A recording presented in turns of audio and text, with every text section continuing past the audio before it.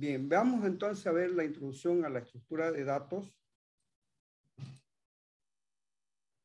Y podemos decir entonces que en el campo de la ciencia de la computación, nuestra facultad se llama Facultad en Ciencia de la Computación, entonces vamos a hablar de, en el campo de la ciencia de la computación, hallamos definiciones de estructura de datos que es como el estudio de algoritmos, ¿ya? Sin embargo, no se hace referencia a la palabra dato, ¿ya? Muchas veces vamos a hablar mucho de algoritmo, y la palabra dato queda, especialmente al principio, cuando estamos empezando a programar, nos meten muchos algoritmos, ¿no? De toda clase, desarrollar algoritmos, y pasa a segundo plano el dato, ¿ya? Entonces, a eso se refiere acá, que no se hace referencia a la palabra dato. Entonces, podemos decir que si el computador es considerado como un medio y su fin, el algoritmo es el medio, pero la transformación de datos es su objetivo, ¿ya? Entonces, el algoritmo es el medio para transformar datos, ¿ya? ¿Ya? Si nosotros tenemos dos números, 2 y 3, y le aplicamos el algoritmo de suma, nos va a dar un resultado que va a ser 5. Y así los algoritmos lo que hacen es transformar esos datos, ¿ya? Entonces, el algoritmo es el medio para transformar los datos. Y esa transformación es el objetivo principal en la ciencia de la computación. Por lo tanto, podemos ver que es muy frecuente definir un computador como una máquina que procesa datos, ¿ya? Es decir, datos crudos son ingresados y se utiliza un algoritmo para transformarlo en datos refinados, ¿ya? Entonces, el mismo computador podemos definirla como una máquina que procesa datos. Y los algoritmos transforman estos datos que se ingresan de manera cruda, es decir, sin procesar, y los algoritmos lo procesan y lo procesan en datos refinados. También se llama información, recibe datos y devuelve información. O acá también se lo denomina datos refinados a los procedimientos que aplican los algoritmos. Por lo tanto, desde el punto de vista de la ciencia de la computación, diremos que el estudio del dato, ¿ya?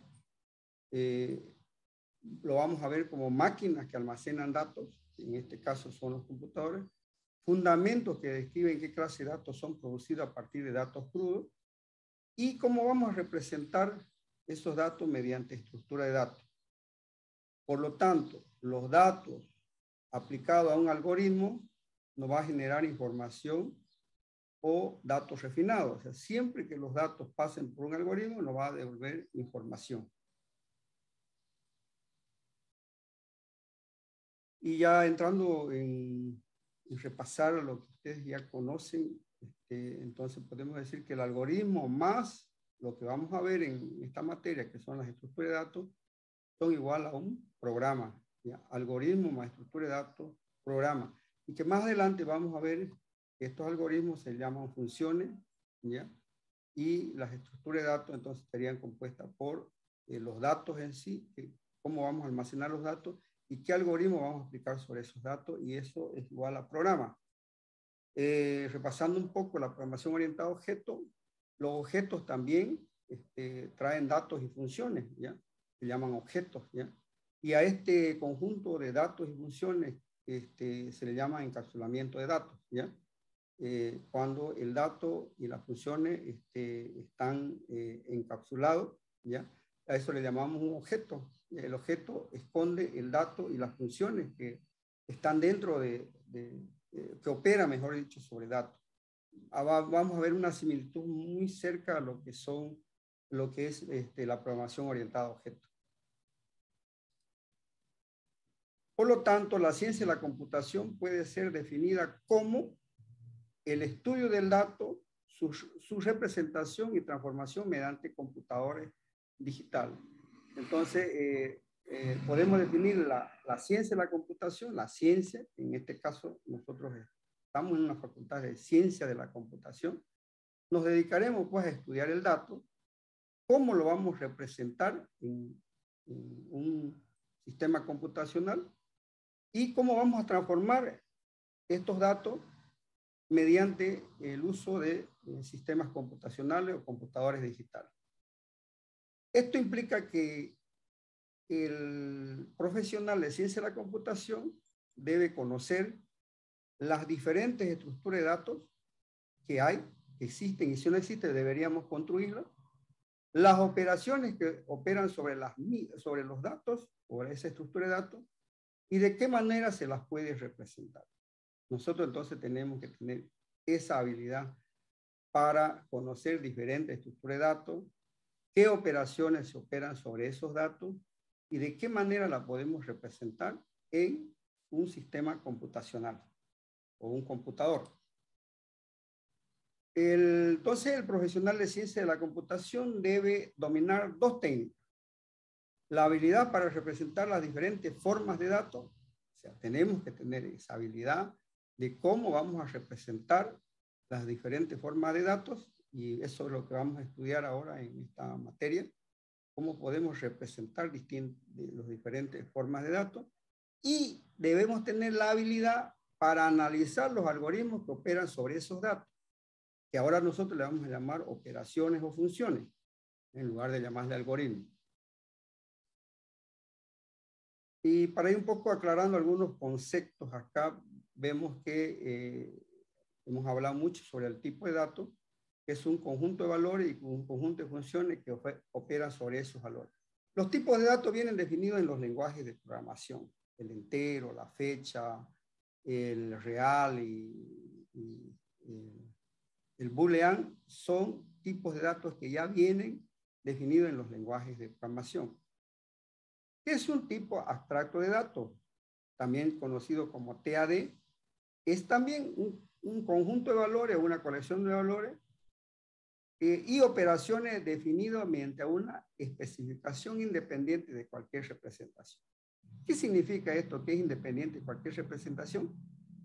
Que nosotros podemos hacer la especificación formal de un TAD independiente del lenguaje de programación que vamos a aplicar. Nosotros hacemos la especificación formal y lo podemos implementar en cualquier lenguaje de programación y viendo de qué manera podemos almacenar estos datos.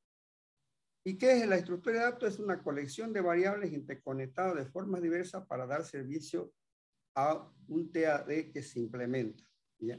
Entonces, ya esto tiene que ver con la implementación. Acá la estructura de datos tiene que ver ya con una implementación en algún lenguaje de programación, cualquiera sea este. Acá vamos a usar mucho el tema de la abstracción, ¿ya? El concepto de abstracción.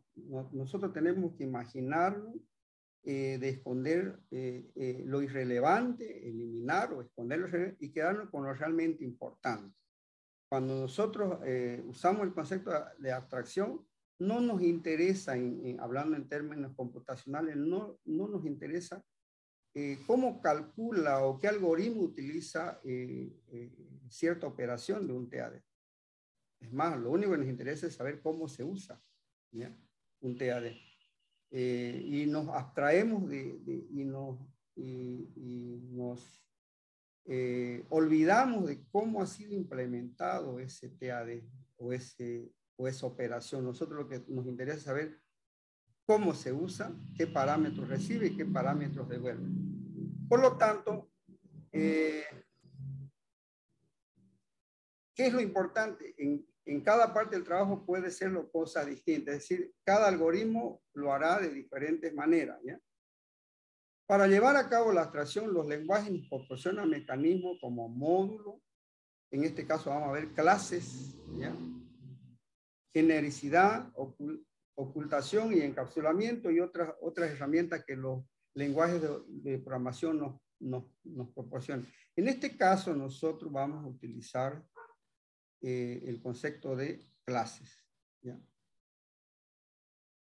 Toda la lógica de las operaciones de un TAD, cuando lo implementemos, lo vamos a implementar a través de clases o mediante clases. Ya vamos a hacer el ejercicio más adelante. Por lo tanto, Otro aspecto importante es que los TAD son definidos por los programadores, es decir, nosotros definimos nuestros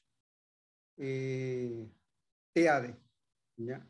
Generalmente los TAD no vienen definidos en los lenguajes de programación, por lo tanto, los programadores lo tienen que definir, ¿ya? Entonces, y están conformados por datos, operaciones, también se lo conocen funciones o procedimientos, que se realizan sobre estos datos ya definidos, ¿ya? El conjunto de operaciones debe ser cerrado, es decir, solo se debe acceder a los datos mediante las operaciones definidas en ese TAD.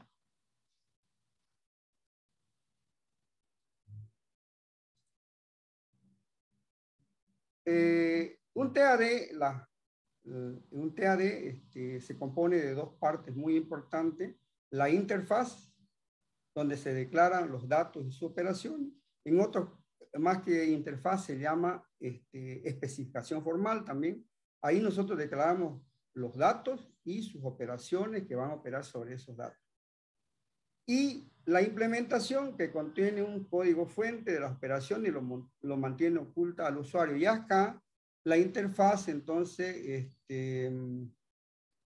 la interfaz no depende de un lenguaje de programación.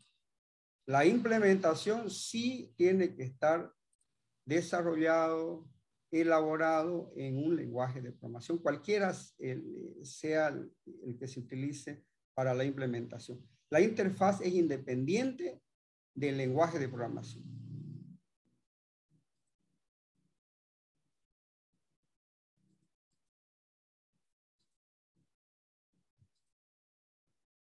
¿Cuál es la ventaja de usar TAD o tipos abstractos de datos? Una de las ventajas es que mejoran la conceptualización y hacen más claro y comprensible el código. Y los códigos quedan, ustedes vamos a ir programando y van a ver que de repente una función solo tiene una línea.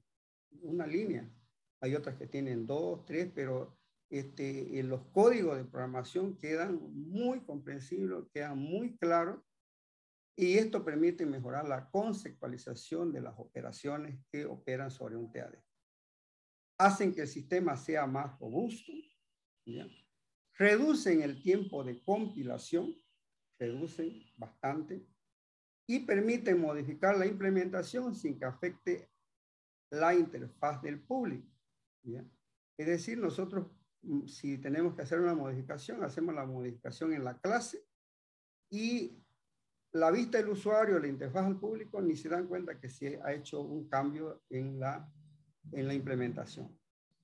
Y facilitan la extensibilidad. ¿Qué significa eso? Que nosotros, por ejemplo, ahora que se utilizan mucho aplicaciones para dispositivos móviles, por ejemplo, hay muchas aplicaciones de la banca y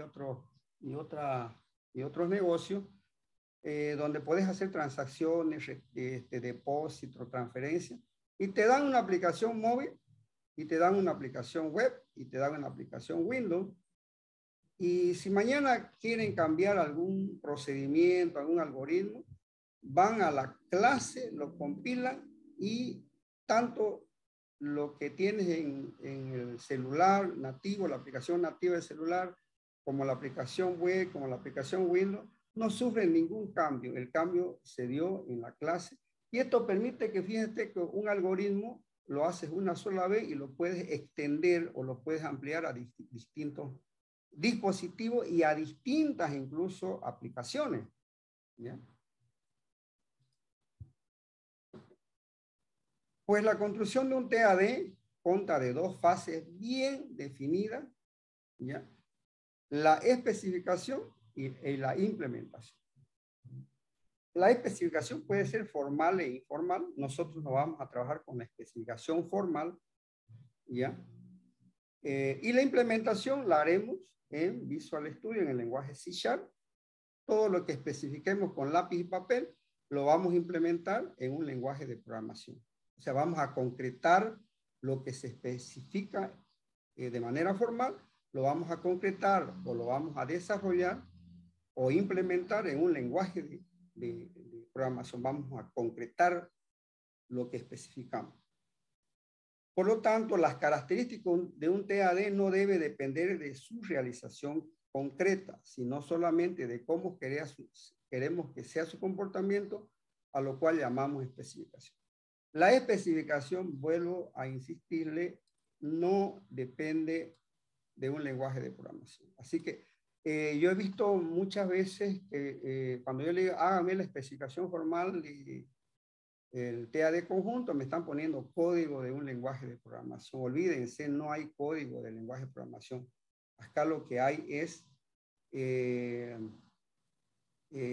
una lista de datos, una lista de operaciones y cómo van a funcionar esas operaciones, cómo quiero que funcionen esas operaciones en la especificación formal. Y luego de que tenga la especificación formal, recién hago mi implementación y ahí pienso en algoritmos. Ahí recién empiezo a decir, ahora, ¿cómo lo implemento? ¿Cómo almaceno los datos? Utilizaré un arreglo, una matriz, un puntero. Y ahí empiezo después a pensar en algoritmos. Por ejemplo, si dicen el TAD natural, y me dice ordenar los números naturales, tengo que pensar en un algoritmo, por ejemplo, SOR burbuja, Quicksort, no sé. Ahí empiezo recién a pensar en un algoritmo y en un lenguaje de programación. ¿Dónde tenemos que hacer eso? En la etapa de implementación. Por eso dicen que la construcción de un TAD implica dos etapas bien o dos fases bien definidas. La especificación, que puede ser formal e informal, y la implementación. Y las características de un TAD es que no deben depender de su desarrollo, de su implementación de un lenguaje. Sino tenemos que pensar cuando estamos especificando cómo queremos que sea su comportamiento ese TAD y a ese comportamiento le llamamos especificación formal.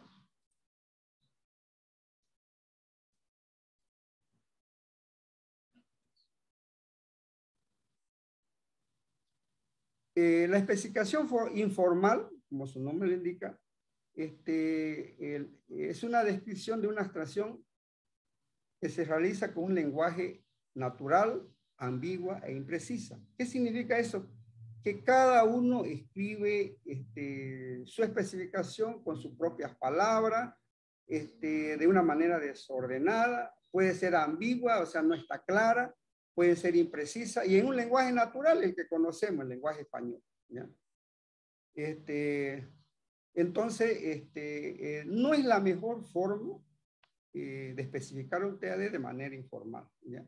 Si nosotros, yo les digo, escribir una especificación informal, sin ninguna regla, sin ninguna norma, entonces cada uno va a escribir como sea su especificación formal, ¿no? Entonces no es la mejor, la más recomendable. Por eso no vamos a utilizar la especificación formal, pero se puede especificar, ¿ya? Simplemente que son ambiguas e imprecisas, ¿ya? Entonces cada uno escribe su especificación como cree y el otro que va a leer dice, este quiso decir esto, pero está medio como se dice cantinfleado, ¿no? Entonces es mejor utilizar una especificación formal, ¿ya? La especificación formal entonces es la que vamos a usar nosotros, ¿ya? Que consta de 4 partes bien definidas. Los TAD tienen un nombre, ustedes tienen que asignarle un nombre, ¿ya? Se le debe asignar un nombre al TAD. Se deben definir qué conjunto va a manejar ese AD, conjunto de datos que intervienen en la definición. Puede ser 1, 2, 3, 4, los conjuntos de datos que se requieran en esa especificación formal. Necesitamos una sintaxis para definir las operaciones definidas y una semántica que indica el significado de cada una de las operaciones.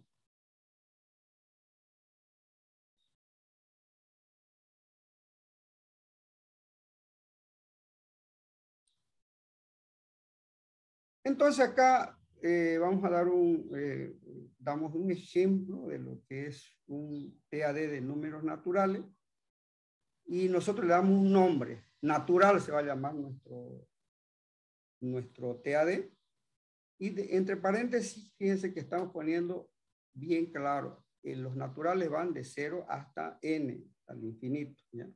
Y son números naturales, de 0 hasta n. O sea que no entran los números negativos aquí, ¿ya?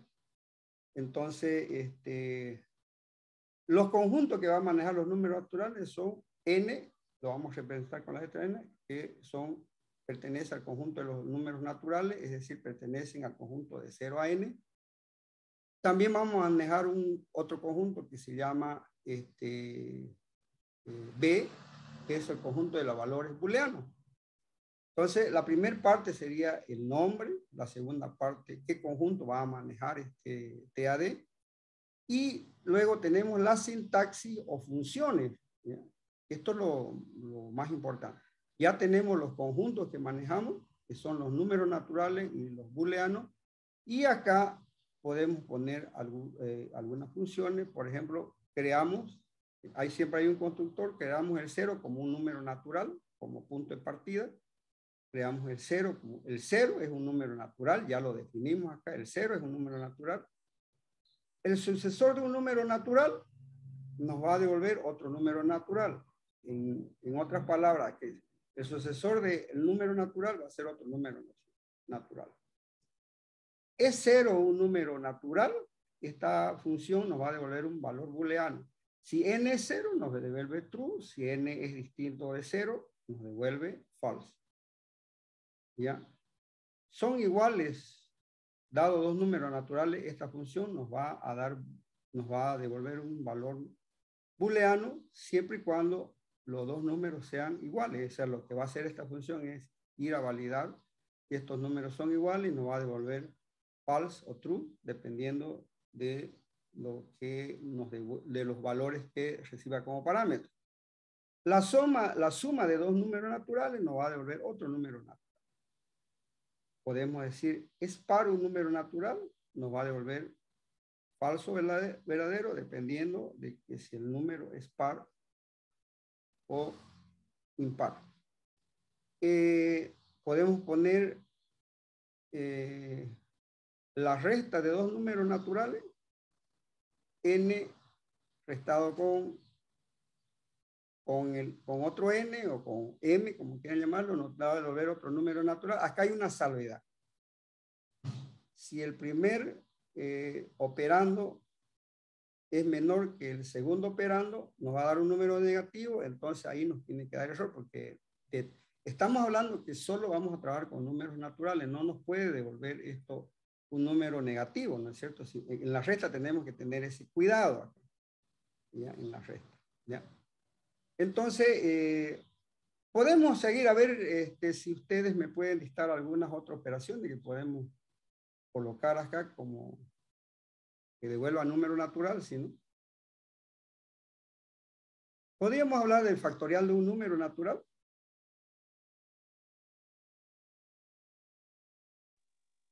Sí. Sí, ¿no? Sí. Porque nos va a devolver otro número natural. Si hacemos la resta con esa salvedad de que el primer operando tiene que ser siempre mayor que el segundo operando para que nos dé un número positivo. Esas consideraciones, fíjense lo importante. Aquí yo estoy definiendo qué operaciones voy a hacer y qué me va a devolver, ¿no? No puede devolverme otro valor que no sea un número natural o un número booleano, porque esas funciones, mejor dicho, esos conjuntos lo he definido acá. Este TAD solo va a manejar dos tipos de conjuntos, los números naturales y booleanos. Entonces acá fíjense, si ustedes miran, siempre estamos devolviendo natural, booleano. Boolean, natural, booleano. Lo hemos definido acá el conjunto. O sea, aquí no puede aparecer real, porque ya nos salimos de las reglas. No podemos manejar números enteros desde menos infinito hasta más infinito, porque estamos hablando de los números naturales. Y ya estamos definiendo acá. En otras palabras, jóvenes, nosotros lo que hacemos cuando hacemos la especificación formal, lo que se hace es darle las reglas, las operaciones, qué hace cada operación al programador. El programador verá en qué lenguaje lo hace, qué algoritmo utilizará. Nosotros acá solo hacemos la especificación formal. Entonces decimos que este TAD natural va a tener un conjunto de, o dominio se lo llama, o conjunto, solo números naturales y boolean. Por lo tanto, podemos decir que un número natural estará compuesta por el conjunto de dominio, funciones y axiomas. Los axiomas, también denominados semántica, ¿ya? Nos aclaran, o podemos decir, nos dan algunas reglas ya por defecto de las operaciones o de la sintaxis de un TAD, ¿ya? Entonces nosotros acá definimos, por ejemplo, para todo M y N que pertenece a los números naturales, es cero el cero. Esto es verdad, esto es, no puede, siempre nos va a dar verdad, ¿ya? Es cero el cero, true, ¿ya? Es cero el sucedor de un número N, siempre va a ser falso, ¿ya? ¿Por qué va a ser falso? Porque suponiendo que N es cero, ¿cuál es el sucesor? 1, ¿no es cierto?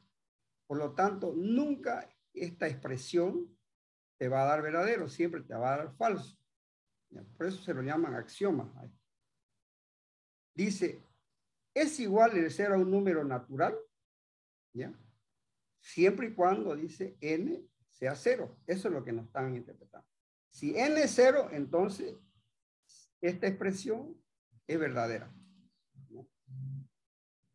Acá nos dice, es igual el sucesor de un número natural con el cero.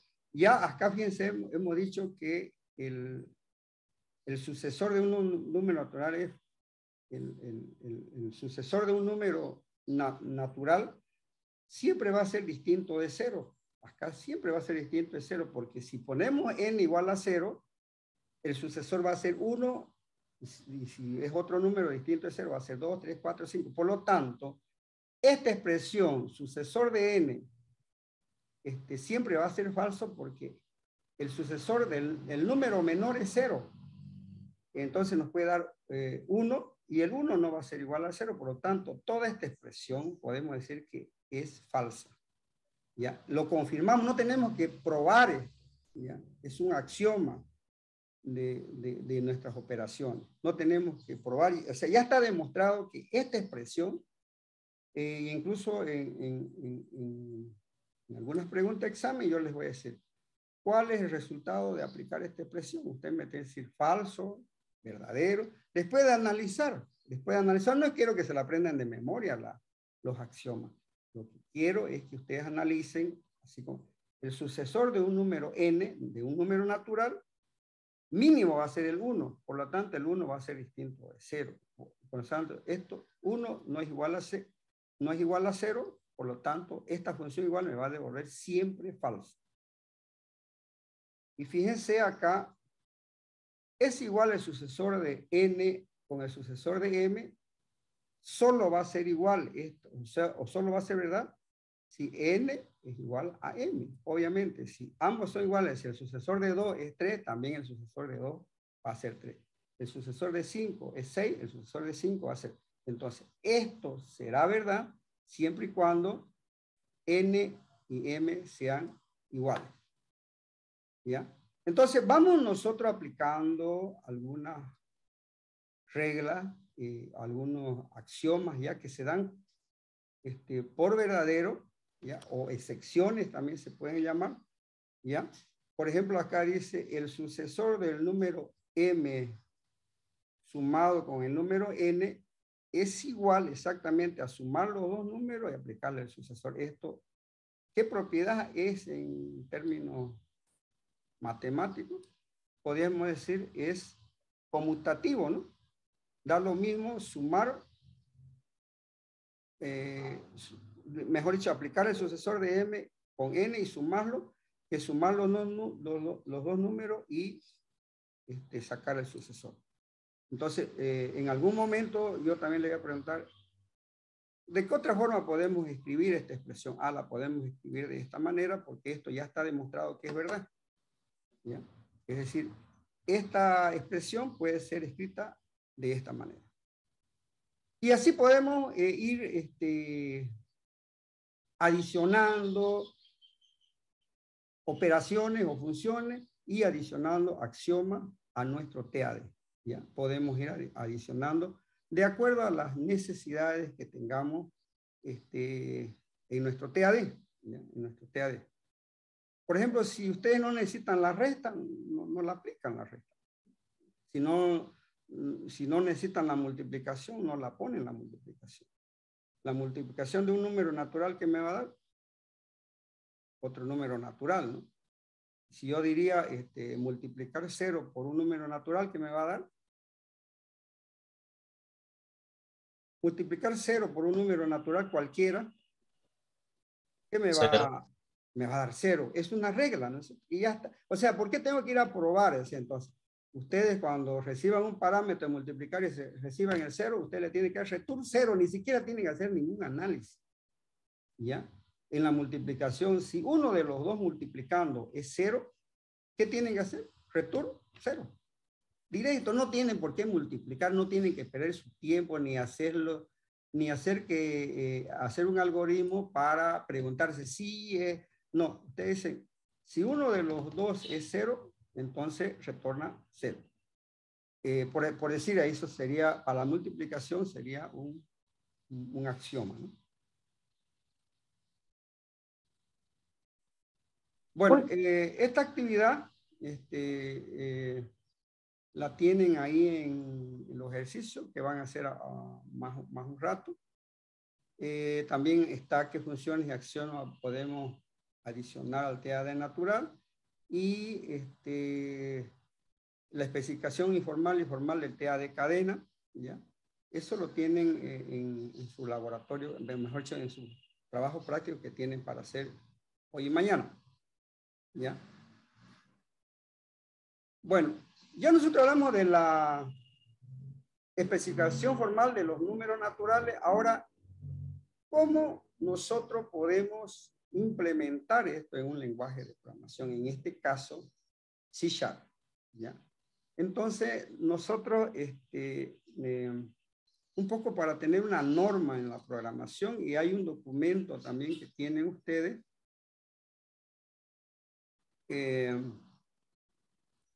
todas nuestras clases le vamos a poner por delante la palabra CLS, ya que viene de class, resumiendo. Y vamos a utilizar 4 palabras para hacer referencia al TAD. Por ejemplo, en este caso, el TAD número natural, nosotros le vamos a llamar CLS natu. ¿Ya? Y nosotros vamos a crear entonces un proyecto de clase denominado CAPP. En el proyecto de clase CAPP ahí van a estar solo clases, no hay interfaz, aunque ustedes para hacer sus pruebas pueden utilizar la interfaz que tienen, ¿no? Entonces,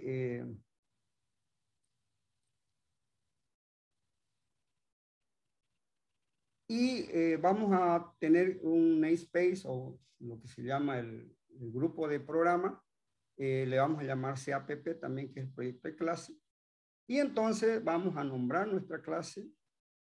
Estamos ya viendo un poco el lenguaje C#, le vamos a definir la clase y vamos a definir sus funciones, como el 0, que crea el 0, el número 0, que es el constructor. E0 es la función que pregunta, recibe un número X y me va a devolver un booleano si este número es 0, el número X es 0. El sucesor de un número X va a devolver un número entero. ¿Ya? Acá ya, fíjense que varía un poco porque nosotros estamos utilizando enteros, pero tenemos que validar que los enteros solo vayan, como estamos representando números naturales, solo vayan con valores de 0 a n. Tenemos que validar que no entren valores negativos. ¿Ya?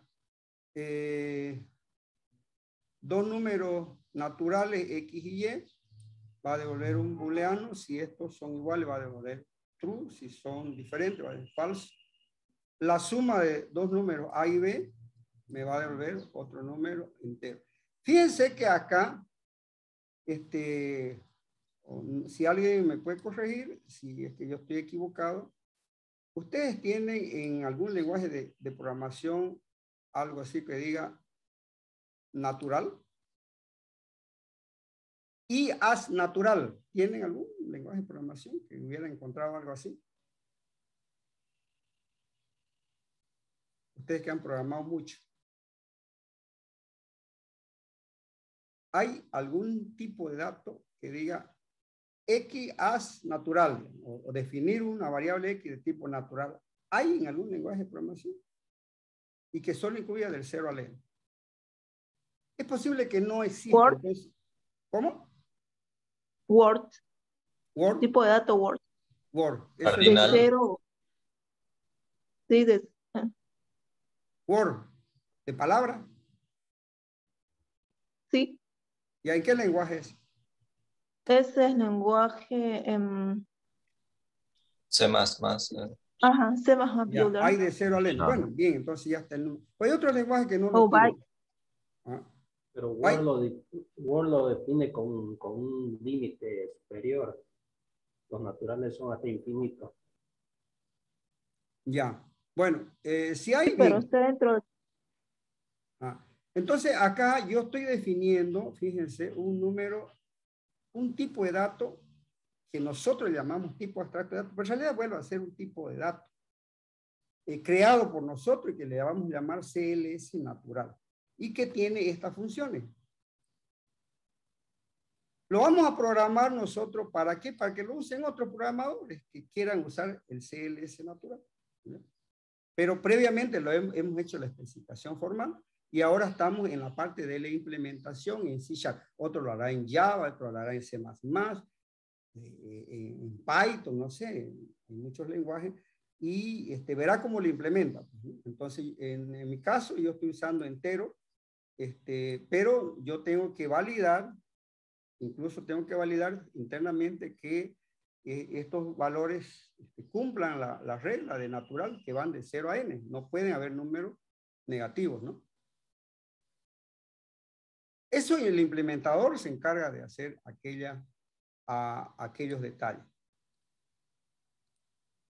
Y entonces empiezo a programar la función E0, retorna el valor 0, porque ya estoy creando el valor 0. E0, un número que viene, si x igual a 0, entonces retorna true, lo contrario, falso. O puede retornar return, x igual a 0. Listo. Yo un poco lo hago más específico, doy más detalle, pero acá pueden retornarnos return x igual a 0. Se va a devolver true o falso, ¿no es cierto? ¿Ya? Igual el sucesor de un número implica aumentarle más 1 a la x y retorna el valor x. X y y son iguales. Si es 0x, si es 0x y es 0 y y es falso, mejor es, si x es 0 y y no es 0, entonces retorna falso. Acá dice si x no es falso, no es 0 y y es 0, entonces retorna falso. De lo contrario, acá tenemos si x igual a y, entonces retorna true, de lo contrario retorna falso. Podemos incluso esta parte hacerla más corta, ¿ya? El igual, ¿ya? Cada uno ya tiene sus propias características, cómo implementa. Es por eso que cuando yo tomo examen y dos alumnos me presentan este código exactamente igual, yo no consigo que dos personas piensen igual, ¿no? O esto lo pone al otro lado, este al otro lado, o utiliza otra lógica. Cada uno tiene una lógica para programar, ¿ya? Entonces ya la implementación es propio de cada programador. Cada programador lo hará más corto, utilizará algoritmos sofisticados o no. Y lo importante es que esta función me devuelva true si x y es igual y me devuelva false si x y y son diferentes. ¿Cómo hacen su lógica? Eso es lo que no vamos a enseñar nosotros a programar. Ustedes ya vienen con un lenguaje de programación, han programado bastante, así que hacer estas funciones tan fáciles no es complicado. o no debería ser complicado para